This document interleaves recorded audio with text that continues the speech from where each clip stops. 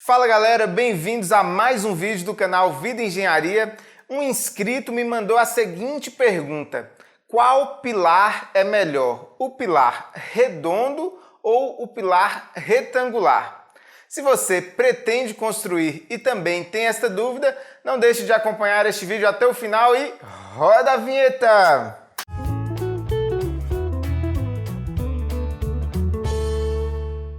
Para ficar mais claro qual a melhor seção de pilar, precisamos definir alguns conceitos.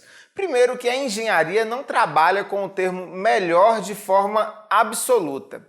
É muito mais convencional utilizar o termo eficiência, porque quando a gente fala eficiência, a gente está levando em conta alguns conceitos mais amplos, como por exemplo, a durabilidade, a economia, a praticidade. Então tudo isso aí vai ser importante quando a gente for definir qual a melhor seção de pilar. De nada adianta apresentar ao cliente a melhor solução se ele não consegue pagar por essa melhor solução, ou seja, essa solução é muito cara, ou se essa melhor solução vai demorar uma eternidade. Então, por isso que a gente vai falar sobre o melhor pilar, porém voltado para a questão de eficiência. Então, sem mais enrolação e respondendo à pergunta do inscrito, a melhor seção para o pilar quase sempre é a seção redonda. Porém, nem sempre a seção redonda é a mais prática de se executar. Para começar, não é prático nem fácil você pegar um pilar redondo e tentar embutir ele em uma alvenaria de forma com que ele fique, digamos assim, oculto, como ocorre nos pilares retangulares. Essa é a primeira grande dificuldade dos pilares redondos. Segundo, que a forma na execução deste pilar redondo, ela é uma forma bem complicada. O mais usual é que se faça com PVC. Então o pessoal adapta, os tubos de PVC de um diâmetro maior para utilizar eles como forma para pilares redondos. Se você tentar fazer uma forma para pilar redondo de madeira, você vai ver que é bem complicado. E se você tentar fazer com o aço, você vai ver que fica bem caro.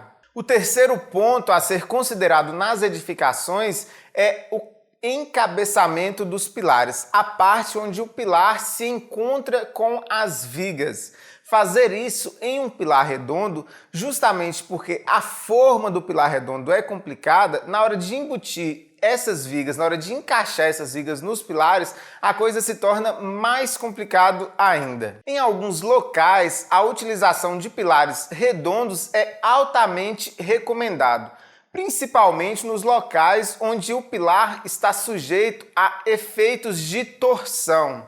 Um exemplo disso, um pouco fora da engenharia, se você observar quase todas as ferramentas que estão submetidas a um efeito de torção, como por exemplo brocas de furadeira, as chaves de fenda, todas essas ferramentas que são feitas para se aplicar uma torção, você vai ver que o corpo delas é redondo, porque é a seção mais eficiente nesses casos. Da mesma forma, os pilares que estão ali submetidos a uma certa torção, o mais indicado é se utilizar a seção redonda. O próprio estribo redondo, por ele não ter ângulos, quando você utiliza ele nos pilares, ele se torna até 50% mais eficiente do que um estribo quadrado ou retangular, justamente por essa ausência de ângulos. Estruturas e edificações que apresentam risco de colisão, seja com embarcações, com veículos ou com pessoas, como é o caso, por exemplo,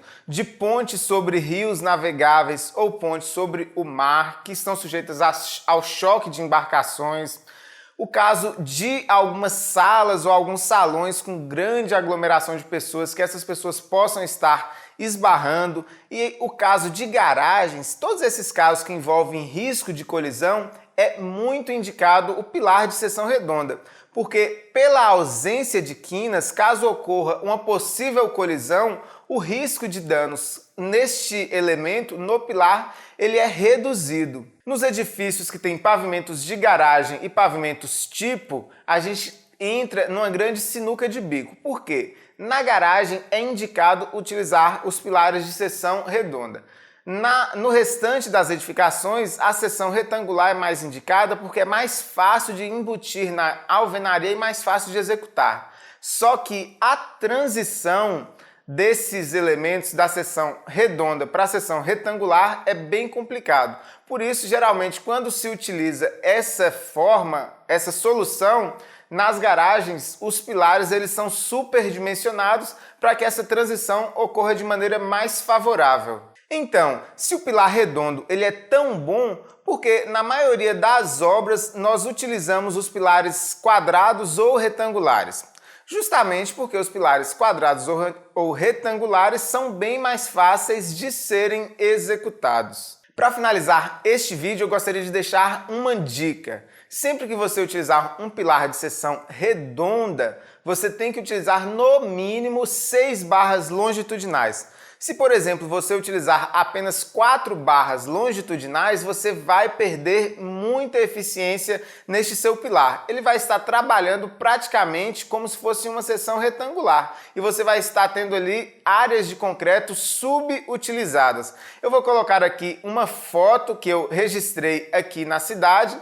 A pessoa executou um pilar redondo, mas ela concentrou toda a ferragem no centro deste pilar. Foi um pilarzinho, um pilarete que a pessoa colocou na esquina da sua casa, caso ocorresse alguma colisão ali de veículos.